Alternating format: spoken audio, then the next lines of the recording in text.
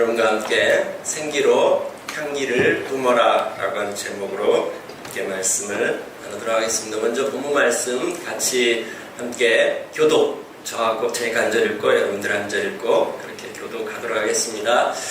내가 그리스도의 복음을 전하려고 드로아에 갔을 때 주님께서 내게 거기에서 일할 수 있는 길을 열어주셨습니다. 그러나 나는 내 형제의 기도를 전하지 못하여 마음에 편하지 않아서 그들과 차라고 막히게 하였습니다. 그러나 그리스도의 개선 행렬에 언제나 우리를 참가시키시고 그리스도를 아는 지식의 향기를 어디에서나 우리를 통하여 풍기게 하시는 하나님께 감사를 드립니다. 우리는 구원을 얻는 사람들 가운데서나 멸망을 당하는 사람들 가운데서나 하나님께 하시는 그리스도의 향기입니다. 그러나 멸망을 당하는 사람들에게는 죽음에 이르게 하는 죽음의 냄새가 되고 구원을 얻는 사람들에게는 생명에 이르게 하는 생명의 향기가 됩니다. 이런 일을 누가 감당할 수 있겠습니까? 우리는 더 많은 사람들처럼 하나님의 말씀을 받아서 먹고 살아가는 사람이 아닙니다.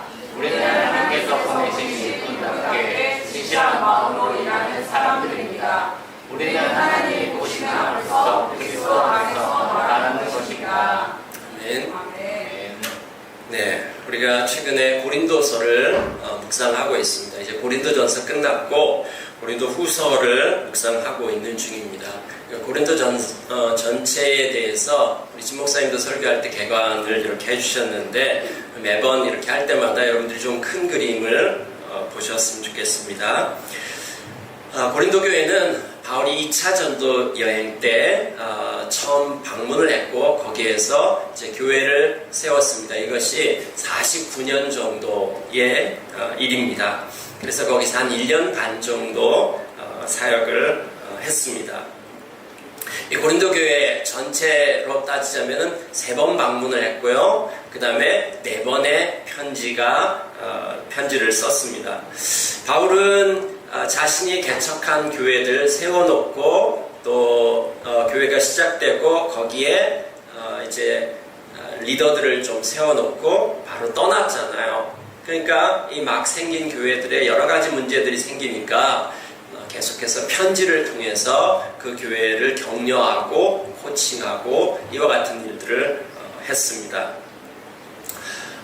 바울이 고린도 교회에게 처음 편지를 보낸 것은 고린도전서 5장 9절에 나와 있습니다. 바울이 3차 전도여행을 에베소에서 했습니다. 53년부터 55년까지 3년 정도 에베소라고 하는 곳에서 사역을 했는데 이제 거기에서 고린도 교회에 대한 소식을 이렇게 들었겠죠. 그래서 편지를 또 보냈습니다. 그 편지의 내용이 무엇인지는 잘 알 수가 없습니다. 다만 고린도전서 5장 9절에 보면은 내가 전에 썼던 편지에 대해서 언급하고 있는 것을 볼 수 있습니다. 그 다음에 이제 두 번째 편지가 우리가 알고 있는 고린도 전서인 것입니다. 이 고린도 전서의 내용을 봐보면은 고린도 교회에 여러 가지 문제들이 많이 있었습니다. 바울이 소문으로 들었던 것도 있고 그 다음에 이 고린도 교회 대표단들이 질문을 들고 왔습니다. 그러니까 초신자들이 이제 막 예수 믿고 난 다음에 이제 여러 가지 문제들이 있잖아요. 그 문제들 봐보면은 이제 가정에 대한 문제들, 그 다음에 직장 생활하면서 이 사회에서 부딪히는 문제들, 그 다음에 교회에서 함께 예배드릴 때 생기는 문제들, 우리랑 별반 다를 거 없죠. 왜냐하면 우리가 가장 많이 시간을 보내는 것이 이 세 군데 아닙니까? 가정과 직장과 교회. 네, 거의 모든 시간을 여기에서 보내는데 여기에서 이제 예수 믿고 난 다음에 부딪히는 문제들이 있겠죠. 거기에 대한 질문들을 이렇게 했던 것입니다. 또 하나 더 첨가하자면 부활에 대한 문제. 이게 고린도전서에 질문했던 내용이고 이 수많은 질문에 대해서 바울이 답을 해주면서 너희들이 이렇게 했으면 좋겠다 권면을 한 것입니다. 이것을 이 디모데의 손에 들려가지고 이제 보냈습니다. 보냈는데 그들의 반응이 시원찮았습니다. 이 고린도전서의 내용을 보고서 거기에 순종했느냐? 순종하지 않았습니다. 거기에 대해서 순종하지 않고 여전히 자기 마음대로 했고 여전히 생긴 여러 가지 분란들이 해결되지 않았습니다. 이걸 보면 어떻겠습니까? 불이 나죠. 예. 그래서 바울이 어떻게 했냐면 두 번째 방문을 한 것입니다. 그 얘기를 디모데가 돌아와서 하는 얘기를 듣고 이것들 봐라, 제가 생각하자면은 이것들 봐라 하면서 금방 달려간 것입니다. 그래서 달려가서 한 번에 이 해결을 할 생각이었는데 의외로 여러 가지 오해들과 문제가 생겼습니다. 방문을 했는데, 이 두 번째 방문을 했는데 굉장히 냉담한 반응을 보였고, 그 다음에 분위기가 심상치 않았습니다. 그래서 바울은 어쩔 수 없이 그냥 돌아갈 수밖에 없었습니다. 그래서 그냥 돌아가면서 뭐라고 얘기했냐면은, 내가 곧 다시 올 것이다. 곧 다시 오고 그때는 지금 생긴 이 모든 문제들에 대해서 내가 다 정리할 것이다. 이런 식으로 얘기를 하고 이제 떠나왔습니다. 떠나와서 이제 다시 돌아가려고 생각을 했습니다. 다시 가서 정비에 가가지고 이번에 가면은 내가 모든 것 다 깨끗하게 정리할 것이다. 이렇게 준비하고 있는데 아마 개인적으로 기도하면서든지 깨달은 바가 있었습니다. 내가 이렇게 하면 안 되겠다. 내가 이렇게 해가지고 내가 설립자니까 내가 그 교회를 개척했기 때문에 내가 이번에 돌아가가지고 문제를 일으킨 사람들 다 징계를 주고 그 다음에 교회 안에 생긴 문제들에 대해서 내가 싹 정리하면은 깨끗하게 정리할 것 같은데 이렇게 하면 내가 그들의 믿음을 지배하는 것이 되고 이 사람들이 적어도 나의 동력자는 될 수 없겠구나 라는 생각이 드는 것입니다. 그래서 이번에 내가 방문하지 말아야겠다 하면서 방문하지 않고 편지를 썼습니다. 근데 이 편지를 쓸 때 어떻게 썼냐면은 괴로워하면서 걱정하면서 그리고 눈물로 한자 한자를 썼다라고 얘기합니다. 이것이 바로 눈물의 편지입니다. 그래서 첫 번째 편지, 세 번째 편지는 우리가 알 수가 없습니다. 이 세 번째 편지는 눈물로 썼다고 해서 눈물의 편지입니다. 이걸 갖다가 디도에게 또 다른 제자인 디도 손에 들려가지고 보냈습니다. 이 편지를 보내고 난 다음에 어떻겠습니까? 고린도 교회가 여기에 대해서 어떻게 반응할 것인가 막 이와 같은 것들을 생각하고 있지 않겠습니까? 근데 이때 무슨 일이 생겼냐면은 저 에베소에서 3년 동안 사역했는데 사역이 굉장히 크게 일어났습니다. 3년 동안의 사역의 열매들이 맺혀지고 막 부흥이 일어나고 사람들이 변화되어지고 이와 같은 일들이 일어났습니다.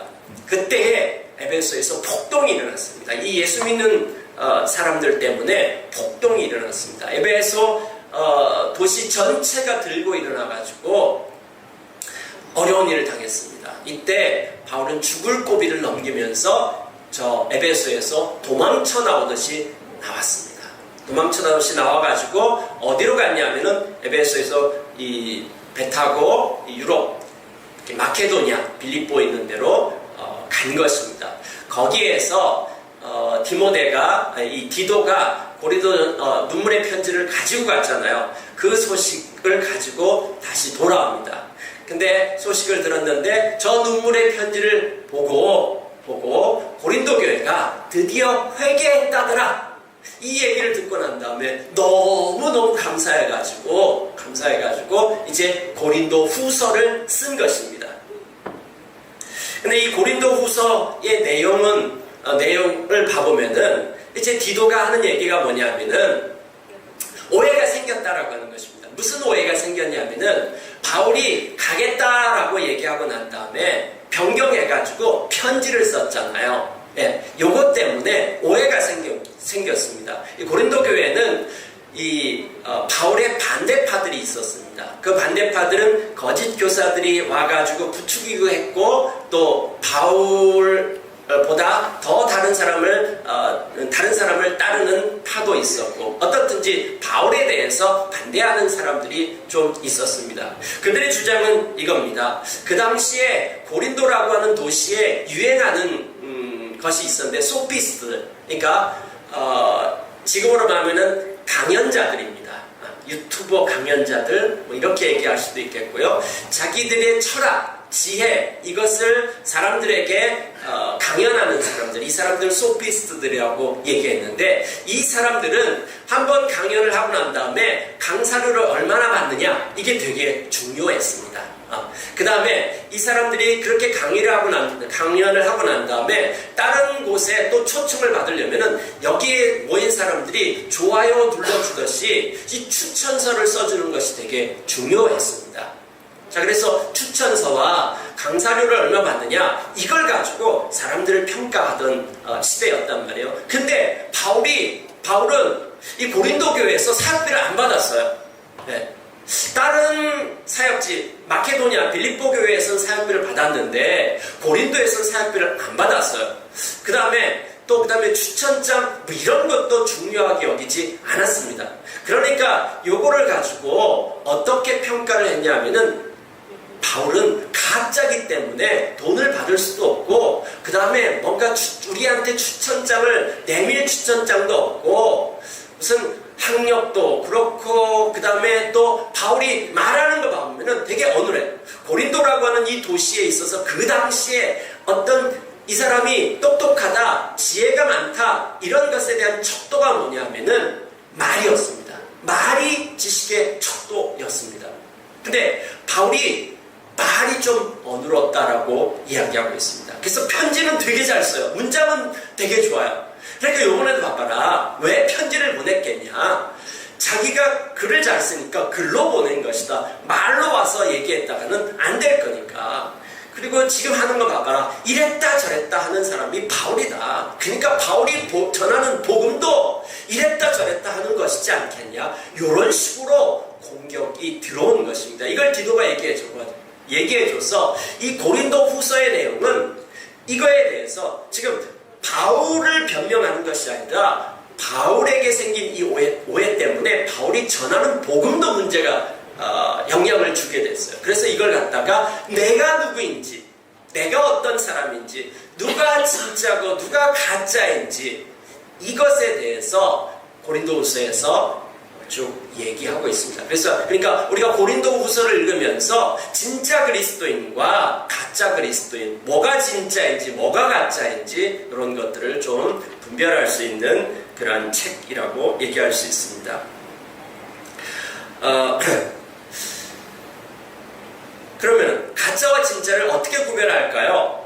그 가운데 오늘 본문이 얘기해 주는 것은 가짜와 진짜의 구별은 향기로 한다라고 이야기해 주고 있습니다. 여러분, 냄새라고 하는 말의 뜻이 뭘까요? 냄새. 냄은 뭘까요? 냄은 내다, 나다, 뭐 이런 말이고요. 새자는 뭐냐면은 기운, 숨결 이라고 하는 것입니다. 그래서 그 발산되는 어떤 기운, 숨결 이런 것들을 뜻합니다.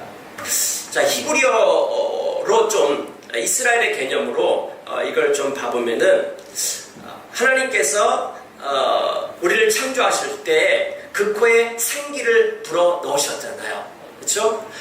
하나님께서 숨을 불어 넣었어요. 하나님의 호흡, 하나님의 숨을 불어 넣었습니다. 그랬더니만은 사람이 살아있는 존재가 되었습니다. 어떻게 살아있게 됐냐면은 하나님께로부터 온 바람, 그게 하나님의 영이죠. 성령님께서 우리 안에 들어오셨고 하나님의 생명을 우리 가운데 주셨습니다.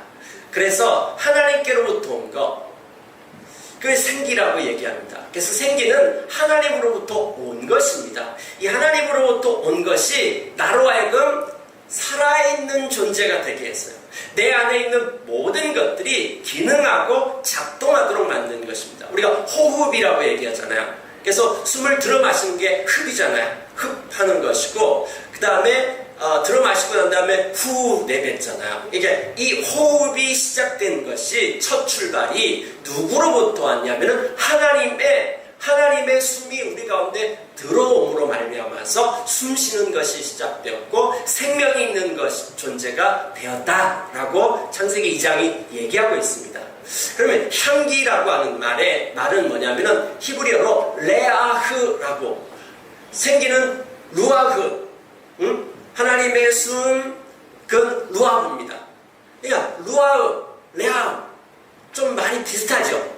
예, 동일한 어원에서 왔습니다. 예.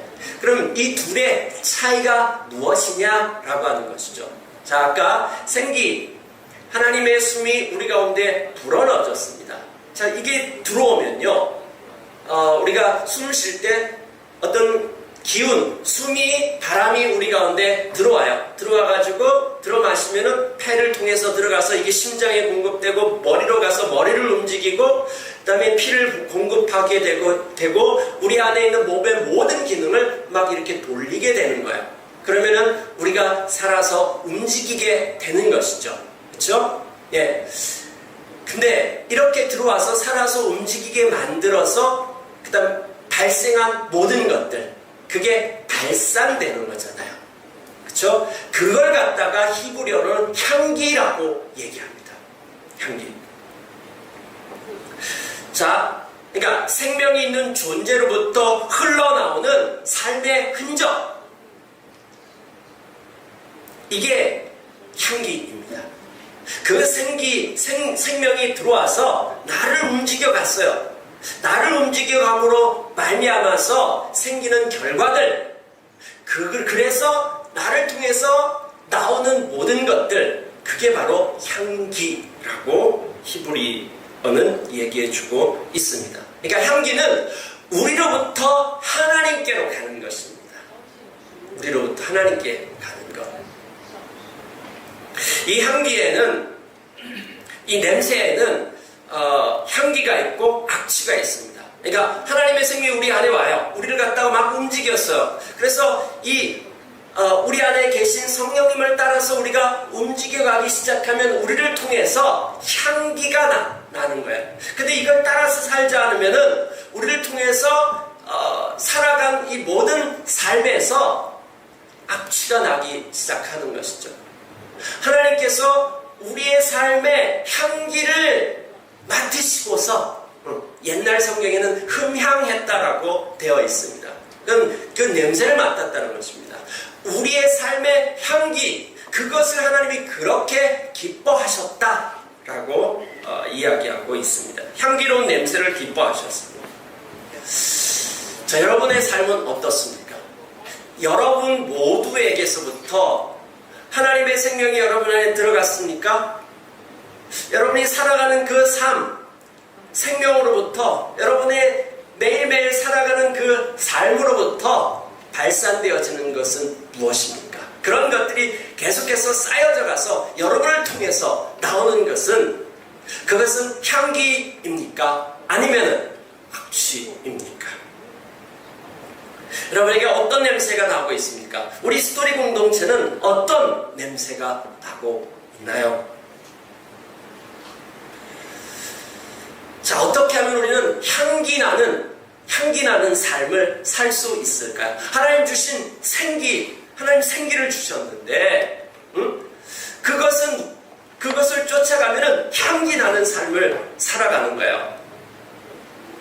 근데 우리의 삶에서 향기가 나지 않는다라고 하면은 어떻게 해야 될까요?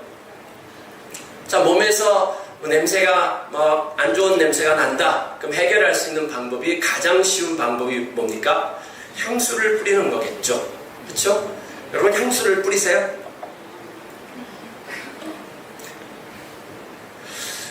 네. 향수 시장이 이게 또 엄청나더라고요. 전 세계 향수 시장 봐보면은 약 500억 달러가 넘더라고요. 그러니까 막 한 100조 정도 시장이 되더라고요, 전 세계. 세계에서 가장 비싼 향수, 뭔지는 모르겠지만 그림으로도 한번 봐야 되지 않겠습니까? 네, 저 박스에 들은 거 저거입니다. 2019년에 출시됐는데 샤무크라고 하는 향수입니다. 그냥 우리 별 상관없지만 이름 정도는 우리가 상식으로 알고 있죠. 샤무크. 샤무크라고 하는 말의 뜻은 최고의 가치다. 네, 최고의 가치다. 네, 그래서 비쌉니다. 17억이랍니다. 와, 17억. 네. 기네스북에도 올라와 있습니다. 이게 2019년에 기록에 올라가는 것입니다. 저 향수뿐만 아니라 저거를 싸고 있는 그 곽이 있잖아요. 상자가 있잖아요. 저기에 순은과 그 다음에 18캐럿 금과 그 다음에 약 3,500개의 보석으로 장식이 되어 있다고 합니다. 왜 필요한지 모르겠는데요. 그렇게 장식이 되어 있답니다. 그 다음에 그 안에 인도 침향, 파출리, 일랑일랑, 백단향, 순수, 터키, 장미, 엠버향 이런 혼합된 향을 갖고 있다고 합니다. 몰라도 상관없습니다. 하여튼 이 향을 만들기 위해서 3년간 연구하고 500번의 테스트를 거쳐가지고 2019년에 저렇게 출시했습니다. 아랍에미레이트에서 출시를 했습니다. 저거 바르면 향기가 날까요? 17억짜리 뿌리면 좀 향기가 날까요? 우리의 삶에 향기가 날까요? 자, 가장 유명한 향수는요. 그래도 뭐 우리가 다 알고 있는 익히, 사지는 못하지만 익히 알고 있는 샤넬 넘버 5입니다. 전 1921년에 출시되었습니다. 100년이 넘었죠. 100년이 넘었는데도 지금도 여전히 가장 인기가 있습니다. 30초마다 한 병씩 팔린답니다. 30초마다 한 번씩 팔리는 건데 우리는 안 사용하는 거죠. 우리가 못 사는 게 아니라, 그렇죠? 네, 이게 마릴린 먼로가 이제 매일 밤에 뭘 입고 자느냐라고 했더만은 샤넬 넘버 5를 입고 뿌리고 잔다. 그렇게 해서 유명해진 것입니다. 그리고 이전까지는 천연향으로 향수를 만들었는데 이 샤넬 넘버 5부터 인공 향을 집어넣어가지고 더 오래 가도록 만든 것이라고 합니다. 이 과정을 살펴보면은 향수액 28g을 채취하기 위해서 장미 45kg이 들어간다고 합니다. 그러니까 간단하게 얘기하면은 1600배의 농축액이라고 얘기할 수 있는 것입니다. 이것뿐만 아니라 재료가 여러 가지 들어갑니다. 조합이 이것저것 들어가서 이런 향기를 낸다고 합니다. 자, 어떻든지 뭐 비싸라고 하고 유명하라고 하면 됩니다. 자, 이런 향수들이 가장 비싸고 가장 인기 있을 수 있지만은 그것이 최고의 향수는 아닙니다.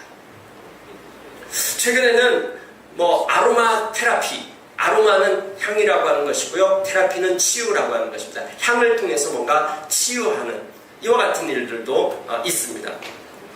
그럼에도 불구하고 최고의 향수는 아닙니다. 왜냐하면요, 이 향수가 아무리 비싸고 아무리 유명하더라도 죽은 사람을 살려내지는 못합니다. 이 향수가 산 사람을 새롭게 만들지도 못합니다. 최고의 향수는 예수 그리스도입니다. 왜냐하면요, 이 예수 그리스도라고 하는 향수를 써보면요, 무슨 일이 일어나냐 하면은 이런 일들이 일어나는 것입니다. 오늘 본문에 이렇게 봐보면은 바울이 이제 편지를 보내고 난 다음에 마음이 편치 않았습니다. 에베소에서 쫓겨나가지고 마케도니아로 가기 전에 드로아라고 하는 곳에 도착을 했는데, 거기에서 또 사역의 어떤 길이 열렸는데 마음이 편치 않아서 바로 갔다라고 이야기하고 있습니다.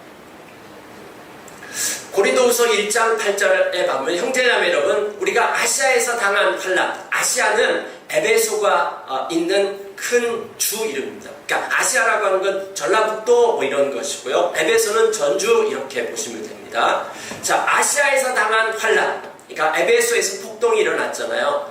여러분이 알아주길 바랍니다. 우리는 힘에 겹게 너무 짓눌려서 마침내 살 희망마저 잃을 지경에 이르렀습니다. 죽음에 처해 있었다라고 이야기했습니다. 폭동이 일어나고 살 수 있는지 없는지, 그와 같은 것을 지금 막 지났습니다. 그 다음에요, 고린도후서 7장 5절에 보면 우리가 마케도니아에 이르렀을 때 그 드로아를 거쳐가지고 마케도니아로 바로 갔잖아요. 그때의 상태를 이렇게 얘기하고 있습니다. 우리의 육체는 조금도 쉬지 못하였습니다. 우리는 여러 가지로 환난을 겪었습니다. 밖으로는 싸움이 있었고 안으로는 두려움이 있었습니다. 지금 눈물의 편지를 써보냈어요. 고린도 교회에게 인간적으로 생각하면 되게 섭섭하고 서운해요. 그쵸? 네. 지금 그렇게 나를 대하면 안 되는데, 네. 서운함과 섭섭한 마음이 있는 거예요. 그리고 이제 방문하지 않고, 그들을 생각하면서 방문하지 않고 이 편지를 쓸 때 괴로워하고 걱정하며 눈물로 편지를 써보냈습니다. 그래서 디도손에 들려서 보내고, 그 다음에 이 고린도 교회가 어떻게 반응할까, 그거에 대해서 노심초사하면서 기다리는 것이죠. 그리고 디도가 가서 얻어맞지는 않을지, 또 냉대는 안 받을지 디도에 대해서도 걱정하고 있고, 이 상황에서 에베소 폭동이 일어났고, 생사의 기로를 거쳤습니다. 그때 육체는 얼마나 필요했게요. 네. 마음은 얼마나 또 피폐했게요. 시리에 빠졌다라고 이야기하고 있습니다. 밖으로는 싸움이 있었다라고 얘기했죠. 반대하는 사람들도 있었고, 네. 에베소에도 반대하는 사람들이 있었고, 고린도에도 반대하는 사람들이 있었고, 안으로는 두려움이 있었대요. 이 사도인 바울이 두려웠대요. 그래서 총체적으로 어려웠고 기진맥진하고 힘들었습니다. 저도 이제 저희 어머님 장례식부터 시작해가지고 ABC 대회 해서 지금 2, 3주 동안, 그 다음에 그 가운데 제가 또 허리를 좀 다쳐가지고 지금 뭘 어떻게 지금 시간을 보내고 있는지를 모르겠습니다. 그래서 너무 바울의 심정이 막 이해가 되어집니다. 자, 이런 사람에게서 나오는 냄새는 무엇일까요? 여러분, 저한테 무슨 냄새가 나올 것 같아요, 지금? 어떤 향수가 이런 사람을 회복시켜 줄 수 있을까요? 자, 이 향수를, 바울에게 있는 향수가 도대체 뭐길래 이랬던 바울에 대해서 2장 14절에 그러나, 아까 말했던 그 모든 상황들에 대해서 그러나 하게 만들었습니다. 이게 이 향수의 대단함입니다. 이 향수는 이 모든 상황에 대해서 그러나, 좋아, 그 모든 것들 다 일어났어, 그러나 라고 하게 만드는 것이죠. 바울은 우리가 보통 아까 그런 상황에 빠졌으면은 어떤 루저 행렬, 아주 기진맥진해가지고 자기 연민과 또 열등감과 그 행렬 가운데 나로 하여금 끼어들게 만들 수 있을 터인데, 여기 보면 뭐라고 하냐면은 그러나 그리스도의 개선 행렬에 서도록 만들었다라고 하는 것입니다. 개선 행렬이라고 하는 것은 뭘 의미합니까? 전쟁에서 승리하고 돌아오는 퍼레이드잖아요. 네. 거기에 나를 쓰도록 만들었다라고 하는 것입니다. 그것도 뭐라고 얘기합니까? 언제나 어디에서나 라고 얘기하는 것입니다. 언제나 어디에서나. 개선 행렬을 승리하는 군대의 행진이라고 얘기했잖아요. 로마가 그렇게 했습니다. 전쟁에서 승리하면요, 로마 군대가 들어와서 어느 곳에서 머무릅니다. 그래서 이 도시에서 준비가 끝나면은 이제 개선 행진에서 들어옵니다. 그때 로마 시민들은 오늘 개선 행렬이 있겠구나라고 하는 것을 다 압니다. 어떻게 하냐면 향기로 아는 것입니다. 신전에서 향을 피우는 것입니다. 이 향이 나는 날은 오늘 개선 행진이 있는 날이구나 하면서 사람들이 다 몰려드는 것입니다. 그러면 저쪽에서부터 승리한 장군이 먼저 맨 앞에 들어오기 시작하고, 그 다음에는 군인들이 오기 시작하고, 맨 뒤에는 적군들이, 포로들이 끌려 들어오는 것입니다. 이것이 바로 개선 행진입니다. 그래서 이 향이 승리한 사람들에게는 생명을 주는 향이고, 그 다음에 패배한 사람들에게는 죽음의 향이라고 하는 것입니다. 자, 예수 그리스도의 향기가 있는 곳, 그리스도라고 하는 향수가 있는 곳에 어떤 일이 일어나냐면은 생명이 살아나게 되어지는 일들이 일어납니다. 생명에 이르는 생명의 향기가 된다라고 이야기합니다. 거기에 생명이 있고 회복이 있고 승리가 있고 그 다음에 바울로부터 향기가 뿜어나오도록 만들었습니다. 우리가 보기에는 바울 다 죽어갔어요. 그리고 고린도 사역 다 망한 것 같아요. 근데 바울도 살고 고린도 교회도 다 살아났습니다. 눈물의 편지를 보냈는데 고린도 교회가 회개하고 결국은 가서 혼낸 것보다도 더 놀라운 이 편지를 통해 가지고 이들을 세워가려고 했던, 그래서 결국은 고린도 교회가 바울의 동력자가 됐고 함께 사역을 하게 된 것이죠. 바울도 살아났고 고린도 교회도 살아났습니다. 회복의 일들이 일어났고 부활하는 일들이 일어나는 겁니다. 이 향수 뿌렸는데 이와 같은 일이 일어났습니다. 그렇기 때문에 예수 그리스도는 최고의 향수입니다. 이 향수 어떻게 만들까요? 향수 제조법. 네. 비밀을 발설하도록 하겠습니다. 자, 하나님은 최고의 조향사이십니다. 향수를 만드는 직업을 가진 사람을 조향사라고 그렇게 이야기합니다. 출애굽기 30장 23절부터 25절까지 봐보면은 하나님께서 이제 성막을 만들라고 얘기하잖아요. 성막을 막 만드는데 다 만들고 난 다음에 하나님께서 기름을 하나 만들라라고 이야기합니다. 그 안에 들어가는 그 기름의 재료들은 이 재료들입니다. 몰약과 그 다음에 육개, 그 다음에 청포, 창포, 계피, 감람류.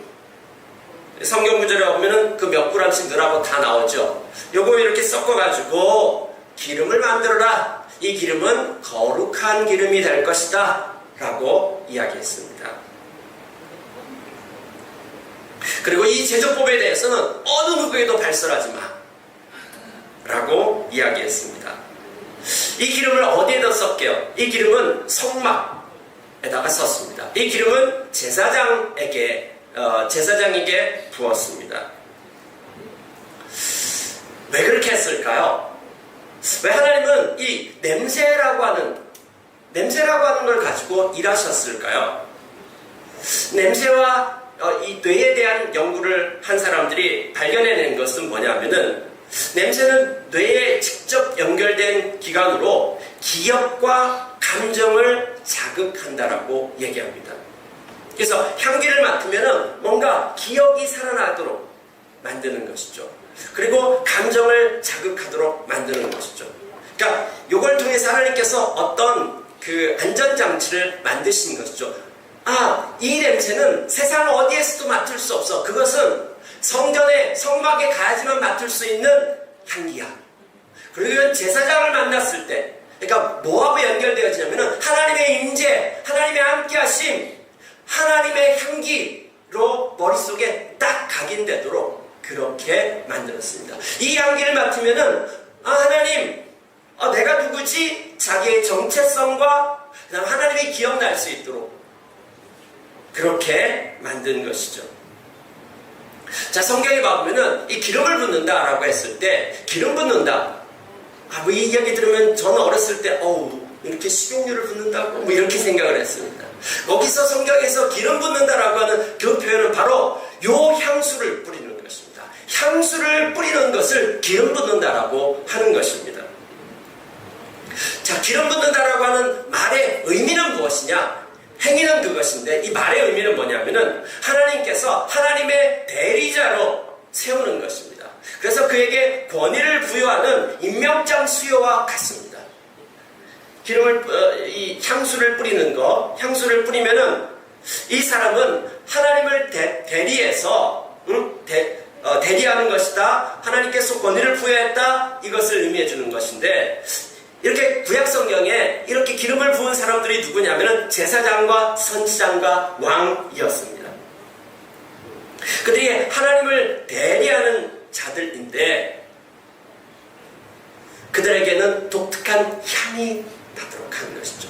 그러니까 기름 부음을 받았다. 그 사람에게는 독특한 향기가 난다.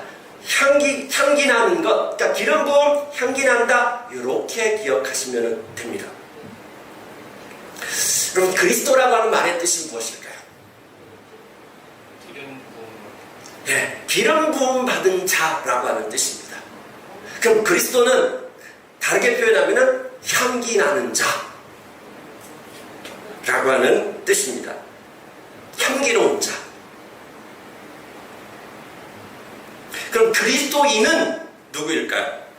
그리스도인은 그리스도를 따라가는 자, 예수가 그리스도라고, 그 왕이라고 고백하는 자.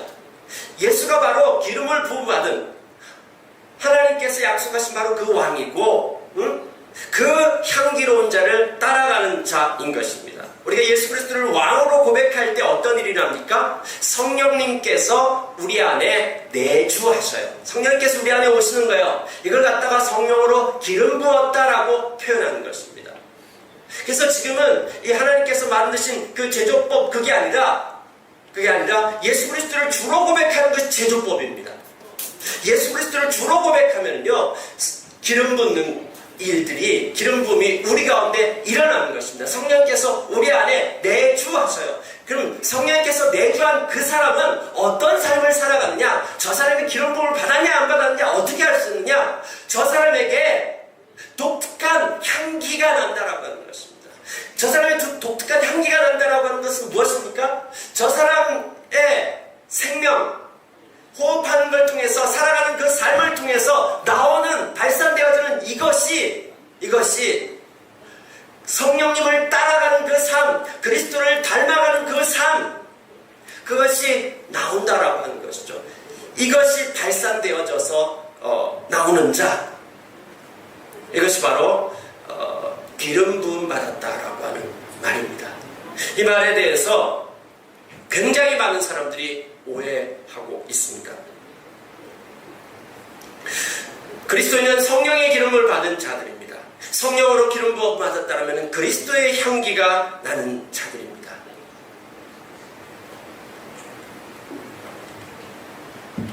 그래서 우리 안에 그리스도를 아는 지식의 향기, 이것이 우리 가운데 있습니다. 그리스도를 따라가고 닮아가는 삶입니다. 그리스도는 십자가로 부활을 가지고 오셨습니다. 예수 그리스도께서 살아갔던 그 삶은 자기를 부인하고, 자기 부인이라는 말을 다른 말로 하면 하나님의 인정입니다. 자기의 주됨, 자기의 왕됨, 그것을 내려놓고 하나님의 왕되심을 인정하는 것. 그러면요, 거기에 어떤 일이 있냐면 내가 망가지고, 내가 자유가 없어지고, 내가 기쁘지 않고, 그게 아니라 도리어 가장 나다운 나가 거기에서 살아납니다. 부활이 일어납니다. 거기에 신비가 있습니다. 하나님의 형상이 회복되어지고 사람들을 살리게 되어지는 일들이 거기에서 일어나요. 그 신비가 거기에 있습니다. 언제나 어디에서나 그리스도의 모습을 우리를 통해서 발산되어지고 거기에선 생명이 일어나요. 공동체가 세워지게 되어지고요. 거기에 생명이 있고 승리가 있습니다. 놀라운 비밀입니다, 이게. 그 다음에 17절에 와보니까 이렇게 얘기하고 있습니다. 우리는 저 많은 사람들처럼 하나님의 말씀을 팔아서 먹고 살아가는 장사꾼이 아닙니다. 우리는 하나님께서 보내신 일꾼답게 진실한 마음으로 일하는 사람들입니다. 여기 보면은 두 부류를 이제 대비하고 있죠. 하나는 장사꾼이고요, 하나는 진실한 마음으로 일하는 사람들인 것이죠. 저 장사꾼이라고 하는 말의 뜻이 뭐냐면은, 장사꾼이라고 하는 말의 뜻은 뭐냐면은 이익을 추구하기 위해서 포도주에 물 타는 사람들. 그러니까 원액 그대로가 아니라 거기에 뭔가를 섞는 사람들이에요. 네. 물을 타는 거예요. 희석시키는 거예요. 그럼 희석시키면 향이 안 나요. 지금 저 사람들은 말을 굉장히 잘하고 멋진 추천장을 받아가지고 굉장히 많은 강사료를 받으면서 뭔가 멋지게 하고 있는 것 같고 화려하고 찬란한데 생명이 없어요. 거기는 부활이 일어나지 않아요. 거기는 공동체가 세워나지 않아요. 분열이 계속해서 일어나고 있습니다. 생명이 발산되지 않아요. 거기 하나님이 기뻐하는 향기도 나타나지 않습니다. 근데 진실한 자, 진실한이라고 하는 저 단어는 뭐냐면은 순전하다. 다른 말로 하면 순도 100% 이런 뜻입니다. 물타지 않았다. 원래 그대로 라고 하는 것입니다. 완벽하다라고 하는 것은 아닙니다. 다 표현 못해도, 다 이해 못해도, 다 닮아가지 못해도 닮아가리라고 하는 이 자세를 가지고 있는 사람들. 죽든지 살든지, 이게 힘들든지 두렵든지 반대가 있든지 일이 꼬이든지 안 꼬이든지 상관없이 그분의 왕되심을 인정하면서 그분이 인도하신 그것에 타협하지 않고 순전하게 따라가기 시작할 때에, 물타지 않고 말씀에 순종하기 시작할 때에 그때 향기가 난다라고 하는 것입니다. 그리스도의 주되심이 향기 제조법인데 그거에 자꾸 물타지 않았으면 좋겠습니다. 힘들다고, 그 다음에 일이 꼬인다고, 그 다음에 바쁘다고, 그 다음에 내 편리를 위해서 자꾸 말씀에 물탑니다. 조금 타고 뭐 이것 타고 저것 타고 막 그렇게 타가지고 맹물이 되어버려요. 냄새가 하나도 안 나요. 향기가 하나도 없어져요. 우리는 이 향기를 맡는 것이 아니라 여기저기서 악취가 나는 냄새가 나는 시대를 살아가고 있습니다. 그리스도의 향기를 맡기 참 어려운 시대를 살아가고 있습니다. 자, 어떻든지 상관없이 우리 자꾸 말씀 가지고 물타지 않았으면 좋겠고요. 말씀을 막 세일해요. 자기가 자기 자신을 막 세일하고 있고 말씀을 세일하고 있고 타협하고 있고 향기 안 납니다. 여러분, 향기 안 납니다. 편하지만은 그러나 여러분이 선택한 그대로 가면은 향기가 하나도 안 납니다. 향기가 안 난다라고 하는 것은 거기에 생명의 역사도 개선행렬의 역사도 없다라고 하는 것입니다. 여러분, 이 올가을 우리 최고로 향기 나는 삶을 좀 살아보지 않겠습니까? 물타기 하지 않으면은 언제나 어디에서나 향기 나는 삶을 살 수 있습니다. 향기 나는 곳에 생명도, 개선행진도, 열매도, 성숙도, 공동체도 거기에서 일어납니다. 이 신비로 가득한 가을이 되었으면 좋겠습니다. 생기로 향기를 뿜어내는 교회 성도들이 되기를 원합니다. 함께 기도하시겠습니다.